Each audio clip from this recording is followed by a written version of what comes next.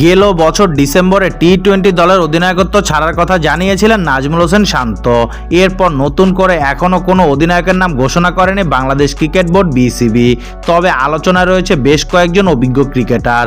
টি-20 নেতৃত্ব পাওয়ার সম্ভাবনার তালিকায় থাকা ক্রিকেটারদের মধ্যে অন্যতম একজন তাসকিন আহমেদ। এই অভিজ্ঞ পেসারের নেতৃত্বের খুব বেশি অভিজ্ঞতা নেই, তবে খালেদ মাহমুদ সুজন ভরসা রাখছেন তাসকিনের সম্ভাবনায়। গতকাল মিরপুরে গণমাধ্যমের মুখোমুখি হন সুজন। সেখানে তাসকিন ইস্যুতে তিনি বলেন, ওয়াসিম আকরাম পাকিস্তানকে নেতৃত্ব দিয়েছে, ইমরান খান দিয়েছে, ইয়ান বোথাম দিয়েছে, তারা অলরাউন্ডার ছিলেন, যদিও এটা বলতেই পারেন পেস বোলাররা অধিনায়কত্ব করতে পারে না, এই কথাটা একদম ঠিক না।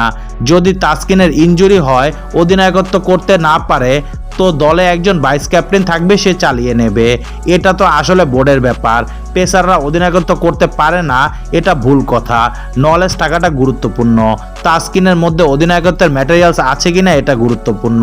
নেতৃত্বের এই সম্ভাবনার তালিকায় আছে লিটন দাসও। লিটনকে নিয়ে সুজন বলেন, বোর্ডের সিদ্ধান্ত তাকে দলে নিবে কি নিবে না আগে চিন্তা করতে হবে। যদি দলে না থাকে তাহলে অধিনায়কত্ব কিভাবে দেবেন, আগে সে দলে ফিরুক। আমি মনে করি লিটন এখনও বাংলাদেশের টপ অর্ডার ব্যাটারদের একজন। খারাপ সময় মানুষের থাকতেই পারে।